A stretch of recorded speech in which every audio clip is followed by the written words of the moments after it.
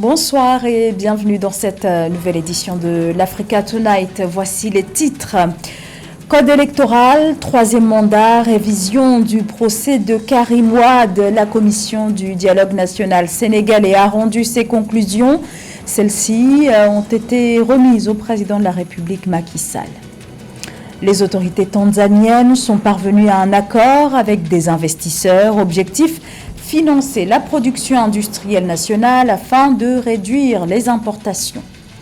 Puis moderniser son aéroport. Le Tchad obtient un financement de 32 millions d'euros de la part de la France. L'accord a été conclu en marge du sommet pour un nouveau pacte financier. Le rapport final des travaux du dialogue national lancé le 31 mai dernier au Sénégal a été présenté ce samedi au chef de l'État Macky Sall. C'était lors d'une cérémonie officielle au Palais de la République en présence des acteurs politiques qui ont participé au dialogue, boycotté par une importante partie de l'opposition. Le principe d'une révision du procès de Karim Wade, un possible troisième mandat du président Macky Sall pour 2024 figure parmi les principaux points au cœur du rapport final. Cheikh Omar Kamara. Le président sénégalais Macky Sall a salué samedi 24 juin à Dakar les conclusions du dialogue national qu'il avait lancé le 31 mai 2023, parlant à ce sujet d'un travail de qualité avec des propositions pertinentes et réalistes qu'il dit avoir acceptées globalement. À cette occasion, le chef de l'État s'est félicité également des 12 points d'accord du rapport sur les 16 points en débat.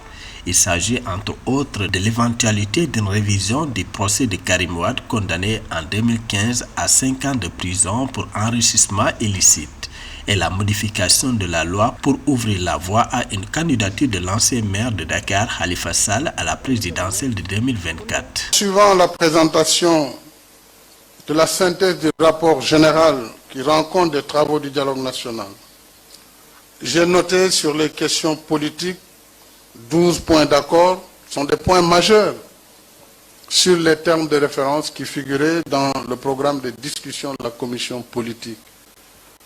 Ce résultat est excellent, il faut s'en réjouir, dans la mesure où chacun de ces 12 points d'accord est une piste pour faire avancer la démocratie sénégalaise. La commission politique a en effet cristallisé toutes les attentions du fait du contexte préélectoral avec la présidentielle de février 2024.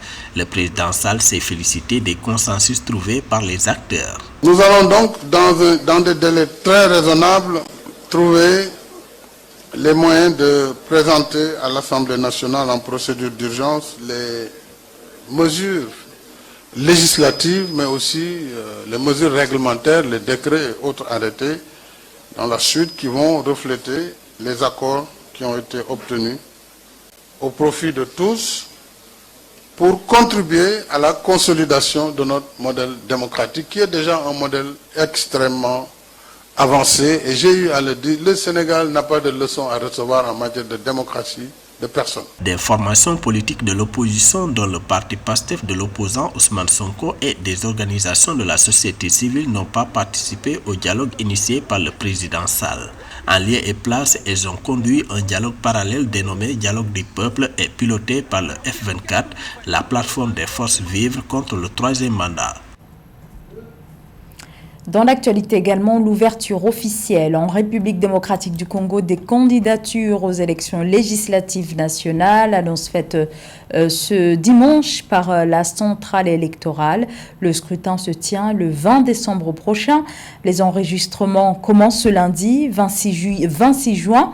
Au total, ce sont pas moins de 910 partis politiques qui ont officiellement été comptabilisés par les autorités congolaises à 6 mois des échéances électorales, la présidentielle couplée aux législatives ainsi qu'aux élections des députés provinciaux et des conseillers communaux. L'Afrique dénonce depuis des années une injustice climatique. Le continent responsable de seulement 4% des émissions mondiales de CO2 paie pourtant le plus lourd tribut au réchauffement climatique. Sécheresse, érosion des côtes et inondations. Les défis climatiques du continent sont immenses et pour y faire face, il faut mobiliser des financements.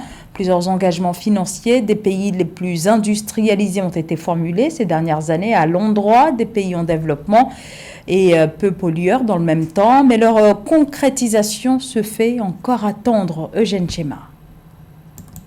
11 pages, c'est le volume des résolutions prises à Paris le 23 juin 2023 pour un système financier international qui se voudrait plus juste et plus équitable en faveur des pays vulnérables à la dette et aux crises diverses. Les divers engagements pris au sommet pour un nouveau pacte financier mondial ont été consignés sous le nom Consensus de Paris pour les peuples de la planète. Mais pour les chefs d'État africains présents à la clôture de cette rencontre, il faut passer de la parole aux actes. Le constat portant sur de nombreux engagements non tenus par les pays occidentaux, à l'instar des 100 milliards de dollars annuels attendus depuis 2009 pour soutenir l'action climatique dans les pays en développement, en compensation de la responsabilité des pays développés dans la pollution de la planète et les changements climatiques. Donc je reviens sur les promesses qui ont été faites. Le chancelier Schulz a dit, par exemple, que nous devons joindre le geste à la parole. Et c'est vrai, oui, nous voulons que les promesses se concrétisent. Le président Sassou hier a dit lors du dîner, 100 milliards de dollars ont été promis chaque année. Mais il disait aussi qu'il ne les a jamais vus. Et nous sommes nombreux ici à pouvoir témoigner que ces 100 milliards de dollars n'ont jamais été vraiment mis à notre disposition. Et c'est donc une question à laquelle il faut s'attaquer, car parfois je suis dans ce genre de conférence, comme aujourd'hui, on entend qu'il y aura telle ou telle somme qui sera mise à notre disposition, et nous vous croyons. Nous vous croyons, mais il faut maintenant qu'il y ait vraiment des actions concrètes qui soient prises. Du sud au nord de l'Afrique, le sentiment est partagé. Il faut dorénavant des actions concrètes, immédiates, des dirigeants occidentaux et pas des paroles répétitives dans la durée. Je vous parlerai de notre expérience égyptienne. Je serai bref. D'habitude, nous entendons beaucoup de promesses. Les leaders dans nos pays en développement ont l'habitude de promettre un monde meilleur, de promettre plein de choses au moment des élections. Mais moi, j'ai fait le contraire. J'ai promis à mon peuple de travailler, travailler et travailler. Et je ne me féliciterai d'aucun projet que lorsque nous serons arrivés au moment de l'inauguration de ce projet et de sa réalisation. L'Afrique, qui a le moins profité des progrès technologiques et qui doit faire face à des besoins importants pour assumer de meilleures conditions à sa population, plaide pour l'exploitation de ses ressources naturelles en vue de financer son développement, au moment où les pays occidentaux appellent à laisser en terre une partie des ressources naturelles, notamment les hydrocarbures, pour le bien de la planète. Sur ce point, la quasi-totalité des dirigeants africains de pays dotés de ressources minières ne sont pas d'accord.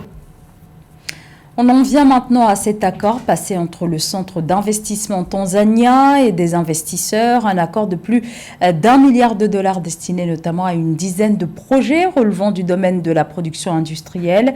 L'agriculture, l'énergie figurent parmi les domaines visés par cet investissement. L'objectif étant de favoriser la politique gouvernementale en matière de réduction des importations. Mildred Diamou. 4 240 milliards de shillings, soit 1805 milliards de dollars pour réduire les importations de marchandises en Tanzanie. L'accord de financement signé le 23 juin 2023 entre le Centre d'investissement tanzanien et les investisseurs aidera à diminuer les importations de produits comme le sucre et le pétrole et à remédier à la pénurie de produits de base essentiels, notamment l'huile comestible, le ciment et les barres de fer selon le gouvernement. Le gouvernement tanzanien, par le biais du Centre d'investissement de la Tanzanie, essaie de mettre en place une politique afin vraiment de sortir de la dépendance des importations. On sait que les importations coûtent beaucoup, notamment aux investisseurs. Donc le but vraiment, c'est de mettre en place un projet en partenariat avec les investisseurs locaux afin vraiment d'essayer de développer une production locale et une consommation locale. Dans le cadre des efforts visant à créer de manière significative des emplois, à réduire les importations et à économiser des devises étrangères, l'investissement sera versé dans 10 projets de production industrielle, notamment dans les secteurs de l'agriculture, de l'énergie, de l'industrie et de la fabrication. Ces projets de substitution des importations devraient générer 16 355 emplois directs, d'après le ministère de l'Investissement, du Commerce et de l'Industrie.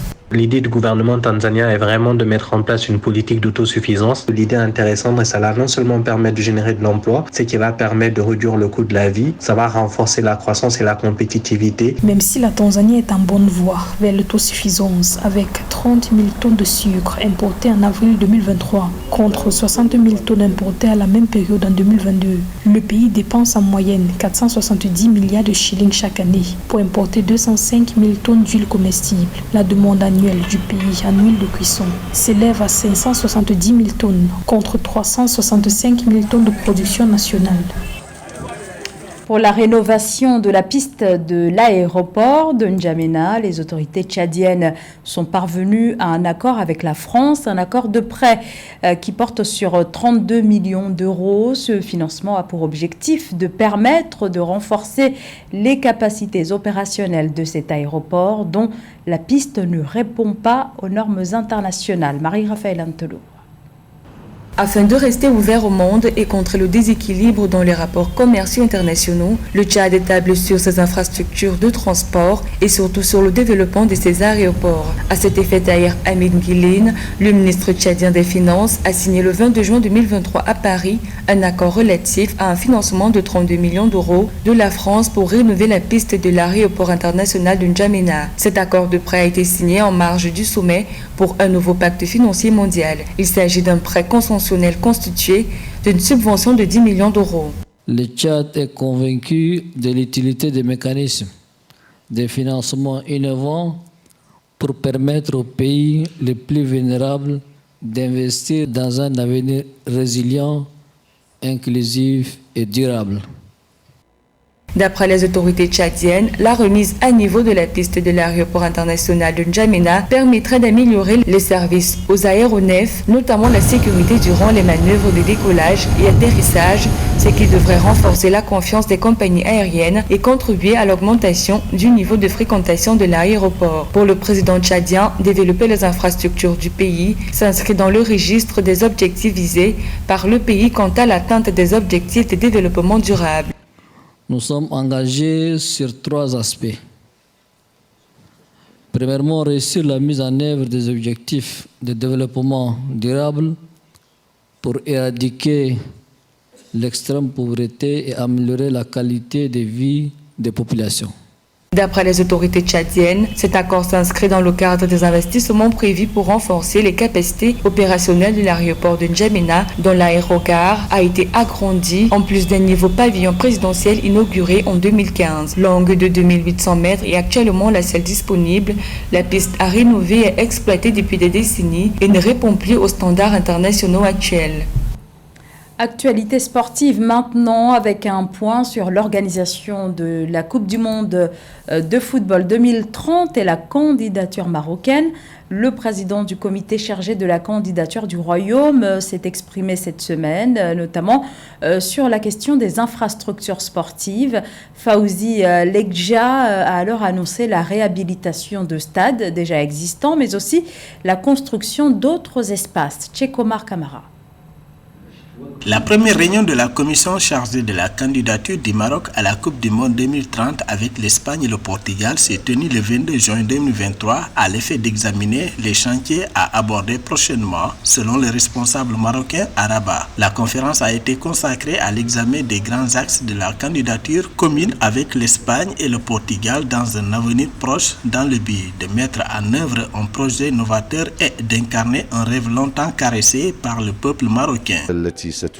C'était la première réunion ministérielle sur la candidature du Maroc à l'organisation de la Coupe du Monde 2030 en collaboration avec l'Espagne et le Portugal. Nous avons abordé le sujet le plus important pour concrétiser ce projet sous la tutelle de Sa Majesté le roi Mohamed VI et réaliser le rêve des Marocains.